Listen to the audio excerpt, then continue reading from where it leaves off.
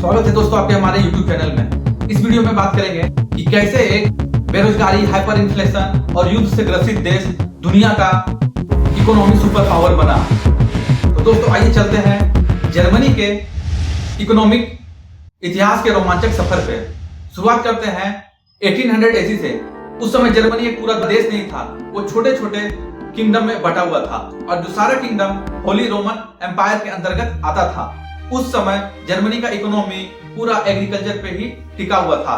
Industrial development की शुरुआत इस समय जर्मनी में नहीं हुई थी, लेकिन वहीं इनके पड़ोसी फ्रांस, बेल्जियम और ब्रिटेन में इंडस्ट्रियल रेवोल्यूशन का शुरुआत हो चुका था। जर्मनी के कुछ पॉजिटिव पॉइंट भी थे, जैसे उनके अच्छे एडमिनिस्ट्रेशन, अच्छे शिक्षा प्रणाली, वहां के लोग मेहनती और ईमानदार थे।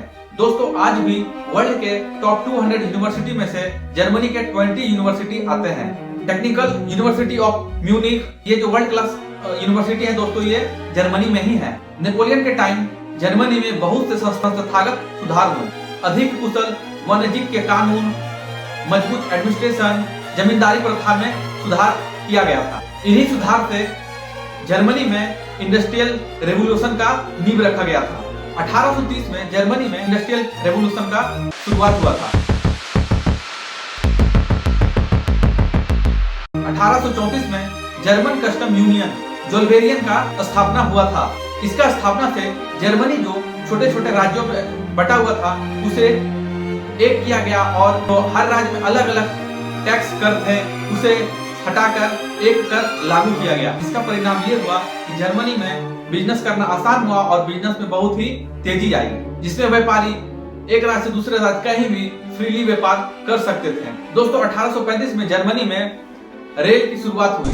न्यूरेमबर्ग फेथ रेल लाइन बनी। रेल लाइन आने से वहां पे कच्चे माल सस्ता हो गए और वहां के इंडस्ट्रियल जो प्रोडक्शन था उसमें बहुत ग्रोथ आया और ट्रांसपोर्टेशन कॉस्ट 50% से भी ज्यादा कम हो गया था। 1840 में रेलवे का डेवलपमेंट और रूहर घाटी में कोयला प्रोडक्शन शुरू होने के बाद जर्मनी में इंडस्ट्रियल डेवलपमेंट में बहुत से तेजी आई। सैक्सनी में कपड़ा मिल का शुरुआत हुआ। स्टील और लोहा, कपड़ा, वेपन्स का बड़े बड़े फैक्ट्रियां लगना शुरू हुआ। जर्मनी का ये ग्रोथ ब्रिटिश लोगों को अच्छा नहीं लग रहा था, तो उन्होंने 1948 में ब्रिटिश ने अपने देश के कपड़ा सस्ते दामों में जर्मनी में डंप करना शुरू हो गया, जिसका परिणाम ये हुआ कि लोग ब्रिटिश कपड़े खरीदने लगे और जो जर्मनी का लोकल टेक्सटाइल इंडस्ट्री था वो प्रभावित होने लगे, वो बंद होने लगे, जिसके कारण वहां पे बहुत से लोग बेरोजगार हो गए, जिसके कारण वहां पे विद्रोह शुरू हो गया और ब्रिटिश टेक्सटाइल के इंपोर्ट पे कड़ा कानून लगाया गया। 1860 से 1900 तक उस समय जो जर्मनी का दौर था वो सुपर हीरो का दौर था। इस समय जर्मनी में बहुत से बड़े बड़े इंडस्ट्री लगे, इनोवेशन हुआ। 1871 में वो पल आया जो जर्मनी का इतिहास बदल दिया। ओटो वन बिस्मार्क ने जर्मन साम्राज्य बनाया। ये साम्राज्य था एक देश, एक मुद्रा, एक बाजार। ये था जर्मन अवेंजर असेंबल मूवमेंट, जिसमें जर्मनी का बहुत तेजी से विकास हुआ। 1860 से 1900 तक ये जर्मनी का सुपर हीरो का दौर था। इस समय जर्मनी में बहुत तीव्र गति से इंडस्ट्रियल रेवोल्यूशन हुआ था। स्टील, रसायन, बिजली और ऑटोमोबाइल क्षेत्र में जर्मनी दुनिया का बादशाह बना और इसी समय जर्मनी में बड़े बड़े आविष्कार भी हुए, जैसे रुडोल्फ डीजल ने डीजल इंजन बनाया। 1895 में रोंटजेन ने एक्सरे खोजा और ऑटोमोबाइल इंडस्ट्री में भी अच्छा खासा इनोवेशन जर्मनी में हुआ। 1863 में जर्मनी में पहली बार बेडिस एनिलिन सोडा फैब्रिक, जर्मनी का पहला केमिकल इंडस्ट्री स्थापित हुआ। फिर 1883 में कार्ल बेंज द्वारा स्थापित पहला ऑटोमोबाइल इंडस्ट्री का शुरुआत हुआ। 1886 में पहली बार आधुनिक car Benz patent motor wagon का उत्पादन शुरू हुआ। 1893 में जर्मनी ने पहली बार ब्रिटेन को पीछे छोड़ 4.9 मिलियन टन स्टील का उत्पादन किया और 1900 आते आते BASF और बेयर ने दुनिया का 90% केमिकल का प्रोडक्शन जर्मनी में किया। दोस्तों बेयर एक ऐसा कंपनी है जिसका प्रोडक्ट पूरे दुनिया के घर घर तक में पहुंचा है। आपने भी कभी ना कभी इसका प्रोडक्ट का इस्तेमाल किया होगा और दोस्तों वो प्रोडक्ट है एस्पिरिन जो है वो सर दर्द की एक गोली है जिसे बेयर्स ने ही पहली बार जर्मनी में बनाया था और ये इतना पॉपुलर हुआ कि ये पूरा दुनिया के घर घर में अपना जगह बना लिया है। सर दर्द की गोली जर्मनी का ही देन है और 1900 में ही जर्मनी ने इलेक्ट्रिसिटी इंडस्ट्री में भी राज किया और पूरा वर्ल्ड का 50% इलेक्ट्रॉनिक उपकरण का प्रोडक्शन जर्मनी ने ही किया।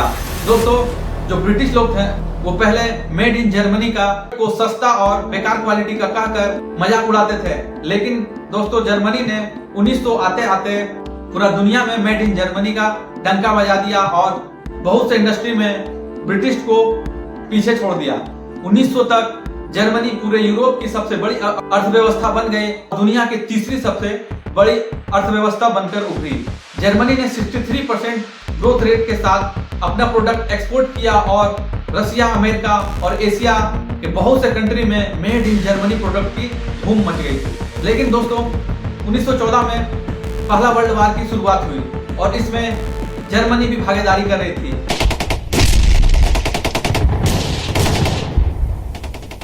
इस युद्ध ने जर्मनी की पूरी अर्थव्यवस्था को ही निचोड़ दिया। जर्मनी का जो ज्यादातर संसाधन था सब युद्ध में ही झोंक दिया गया और ज्यादातर इंडस्ट्रियां बंद पड़ने लगी और मैक्सिमम मैन पावर को हथियार बनाने और युद्ध में ही झोंक दिया गया था। उसके बाद भी 1918 में जर्मनी ये युद्ध हार जाती है और उनपे वर्साय की संधि ने जर्मनी पर 132 बिलियन गोल्ड मार्क का जुर्माना ठोक देता है। आज के हिसाब से देखा जाए दोस्तों ये खरबों रुपए से भी ज्यादा होगा। दोस्तों इस समय ऐसा था कि जर्मनी पूरा घुटनों पर था, लेकिन ये हार मानने को तैयार नहीं था। 1923 में हालात और बिगड़ गया। पूरा जर्मनी हाइपर इन्फ्लेशन की चपेट में आ गया। लोगों को ब्रेड लेने के लिए भी थैले भर भर के पैसे मार्केट ले जाने पड़ते हैं। बेरोजगारी भी उस समय चरम पे था। जर्मनी में धीरे धीरे भुखमरी फैलता जा रहा था। जर्मनी का जीडीपी 100 बिलियन तक गिर गई थी। उसके बाद 1924 में अमेरिका ने जर्मनी को बेल आउट पैकेज दिया और जर्मनी ने वो सारा कर्ज जर्मनी के इंडस्ट्रियल डेवलपमेंट पे लगाया, जिसके कारण जो उसके बहुत से बंद पड़े कारखाने थे वो फिर से चलने लगे और जीडीपी में 150 बिलियन का उछाल देखा गया। 1929 में वैश्विक मंदी ने जर्मनी को फिर से तोड़ दिया और बेरोजगारी दर 30% तक पहुंच गया और लोग सड़कों पर हाहाकार मचाने लगे। फिर दोस्तों आता है 1933।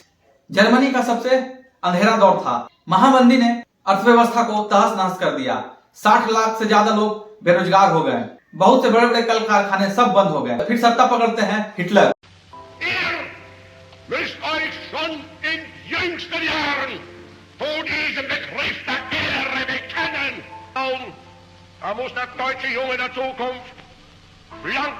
वो सत्ता पकड़ते ही एक आर्थिक चमत्कार करता है। क्या ये आर्थिक चमत्कार एक चमत्कार था या सिर्फ खोखला दिखावा?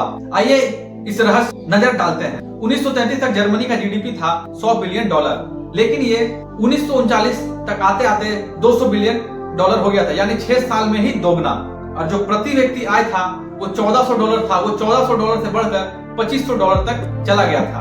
1933 में जहां बेरोजगारी दर 30% था, वो 1939 आते आते ये दर घटकर मात्र 2% सिमट गया था। अब ये चमत्कार कैसे हुआ ये देखते हैं। हिटलर ने ऑटोबैन हाईवे और कारखाने पर 101 बिलियन खर्च किए, जिसमें से सबसे ज्यादा जो खर्च हुआ वो हुआ हथियारों पर। फिर वो एक मेफो बिल्स लाए, जिसे हिटलर के जादुई नोट कहा गया। ये कर्ज के लिए छापे गए थे, जिसे बिना महंगाई बढ़ाए पैसे आए जर्मनी के इकोनॉमी में। फिर उस समय हिटलर ने इंपोर्ट पे बहुत सा प्रतिबंध लगाए और बहुत से व्यापार में समझौता किए, जिससे जर्मनी आत्मनिर्भर बना। इसी दौरान दुनिया की सबसे बड़ी ऑटोमोबाइल कंपनी वोल्क्सवैगन की नींव पड़ी, जिसे उस समय हिटलर का कार बोला गया था। लेकिन दोस्तों ये जो उछाल था, ये जो इकोनॉमिक ग्रोथ था, ये सिर्फ युद्ध की तैयारी के लिए ही था। फिर दोस्तों आता है सेकेंड वर्ल्ड वार। 1939 में सेकेंड वर्ल्ड वार का शुरुआत होता है और 1945 तक चलता है।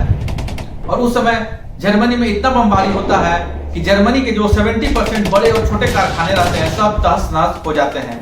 जर्मनी का जो 200 बिलियन से गिरकर 50 बिलियन तक सिमट जाता है। सेकेंड वर्ल्ड वार खत्म होते ही दोस्तों अर्थव्यवस्था पूरी तरह टूट जाता है और अर्थव्यवस्था के साथ साथ जर्मनी भी 2 भाग में टूट जाता है, ईस्ट जर्मनी और वेस्ट जर्मनी। वेस्ट जर्मनी जो रहता है दोस्तों वो यूरोप और अमेरिका के सपोर्ट में रहता है, और जो ईस्ट जर्मनी रहता है वो सोवियत यूनियन के नियंत्रण में रहता है। 1948 में अमेरिका जर्मनी को $1.5 बिलियन का मदद देता है, और जर्मनी दोस्तों ये सारा फंड अपने इंडस्ट्रियल डेवलपमेंट में लगा देता है, जिसका लुडविग एरहार्ड, ये दोस्तों जर्मनी का एक जीनियस था जिसने वहां पे सामाजिक बाजार अर्थव्यवस्था की शुरुआत की। कीमत नियंत्रण हटाए, टैक्स घटाए, जिसका परिणाम ये हुआ कि जर्मनी का इकोनॉमी बूस्ट कर गया। इकोनॉमी 1950 तक $100 बिलियन का था, वो 1960 आते आते $400 बिलियन तक पहुंच गया।